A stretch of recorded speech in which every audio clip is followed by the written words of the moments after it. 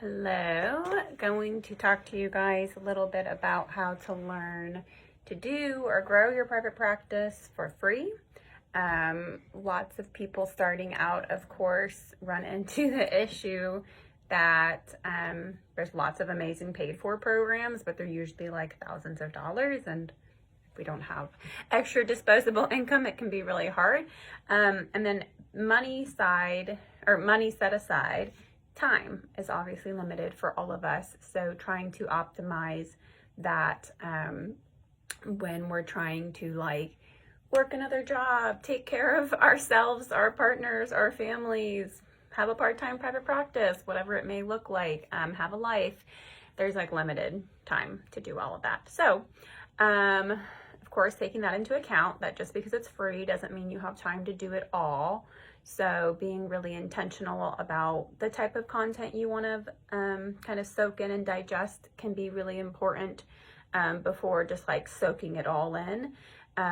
What I'll be talking about is podcasts and blogs, Instagram, freebies and downloadables from influencers.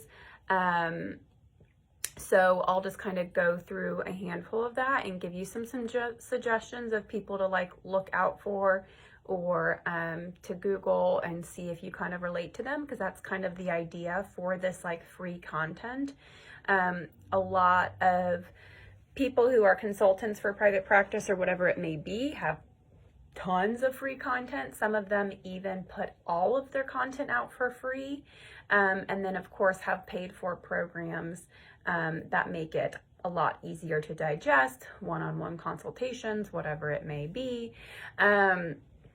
So the idea is to kind of find someone that you resonate with and then stick with that person, so you're not taking in tons of different opinions, tons of different ideas. Of course, that looks a little bit different in regards to following people on Instagram or Facebook or whatever it may be, but in regards to the things that are going to be time suckers, which are going to be reading blogs and podcasts. Typically, what's worked best for me and what's been recommended by other consultants is to kind of find someone that you relate to and then kind of stick with their content.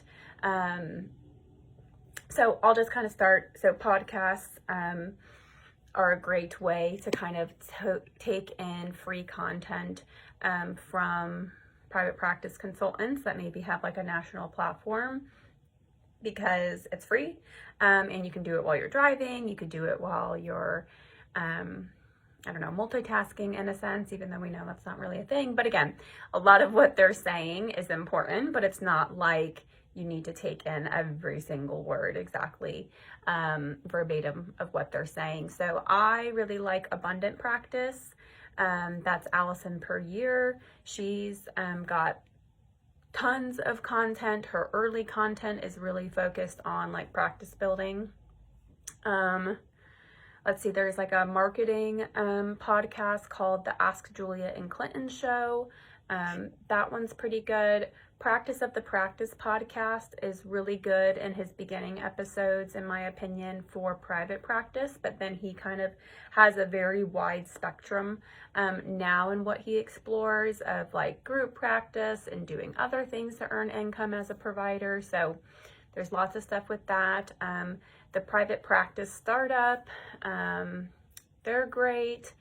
There's another one, I think it's just called Kelly and Miranda, or Private Practice Talk with Kelly and Miranda, and Selling the Couch. I never really listened to that one much, but I know a lot of people like that one.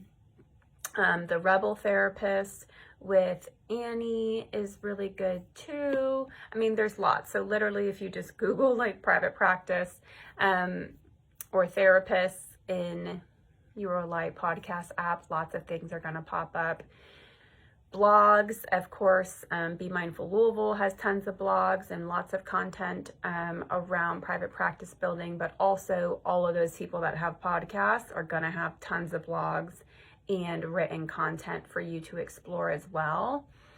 And all of those people are also going to have freebies. So if you go to their websites and someone's, there's some private practice kind of consultants who really focus on like the finance aspect, or who focus on marketing, or who focus on like how to get started. They're all going to have freebies and downloadables on their websites as well. I really like Allison Per Years because she does tons of kind of worksheets and freebies, and if you just sign up on her website, you kind of get access to all of those, and some of them are like nice templates that you can use with clients, but a lot of them are for your practice as well.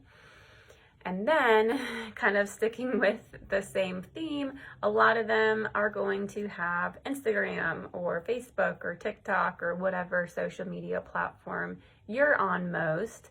Maybe just following a couple of those private practice pros to kind of fill your feed or get some ideas for different things you could do with your practice. On Instagram, I follow the Private Practice Pro. I like her content. I think both her and her husband are therapists, and they kind of do some fun stuff on social media, but also just like pick up some educational pieces from them too. Private Practice Startup, the Entrepreneurial Therapist is also a good one to follow. There's also like therapists who specialize in like organizational systems for your private practice. I think the Facebook page, well, so it's like all these people also probably have a private Facebook group you can join too. But there is a Facebook page I know that's called like Organize and Thrive for Therapists. There's also the Modern Therapist group. That's kind of more clinically focused, but they do kind of cater towards people in private practice. So there is some information in those Facebook groups too. But that's another good free thing to do, is kind of join some of these Facebook groups. I know they can be really annoying and really overwhelming, but they also can be really helpful if you mute the notifications when you join the page, and then you just use the search filter on the side to find your answers of marketing techniques or how to apply for an EIN or whatever it is. Of course, you can also utilize this group and community for those resources as well. Another Facebook group, let's see, there's one called Simple Profit for Mental Health Clinicians. There's, let's see, I'm looking through all the random ones I'm a part of. Lots of clinical groups that I'm a part of here on here too. Of course, there's the Louisville local networking page. Some people post about private practice help on there too, and not just clinical aspects.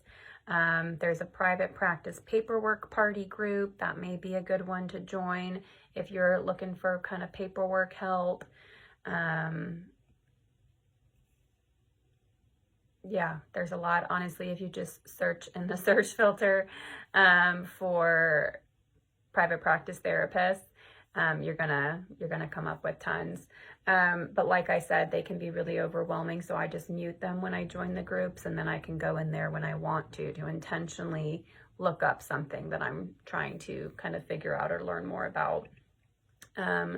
Also, part of the Be Mindful Louisville membership is you get access to our private practice group that's held once a month. So look on the calendar or look in the Facebook events for when our next one is.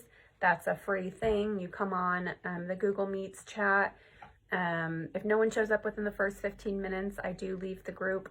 So if you are coming, either RSVP or come within the first 15 minutes, and that's just a time that you can like ask questions and we can kind of talk shop. But yeah, there's lots of free ways. Of course, again, it's not like free for our time, it's free financially. So being really intentional about where you're spending your time is going to be really helpful. If you need some help kind of honing in on exactly what kind of you need to prioritize and kind of doing or growing your private practice, email me. I can kind of help you out in like sorting that out. because there's kind of like a never-ending list of things that we need to do in our private practice, and it's a little bit of like inconsistent with clients. So there are times where we need to like ramp up on marketing to get more clients, and kind of can dial down on it when we are full. So it's a little bit of a coaster. So if we're trying to do everything and learn everything all at once, it can be really overwhelming. Because of course we just don't have unlimited time to do all these things. So happy to help in any way I can. But yeah, so Google, just Google private practice help if you don't kind of resonate with any of those that I suggested, but there'll be tons that pop up. Of course, always knowing that these people may not be in your state, they may not be your correct licensing board, so always going back from the advice that you're kind of soaking in from these people and from this content, to know that like you still need to check with your board, remember your ethics, and really make sure it's resonating with you. Just because someone says, you know, oh my God, you need to have an Instagram in order to get clients, that might not necessarily be true for you. So remembering that we don't have to take in everything that these consultants or kind of content creators say, because again, it just might not be right for us if we're trying to have a small caseload or a very niche caseload or whatever it may be. But always here for discussions and explorations and questions. And yeah, that's it.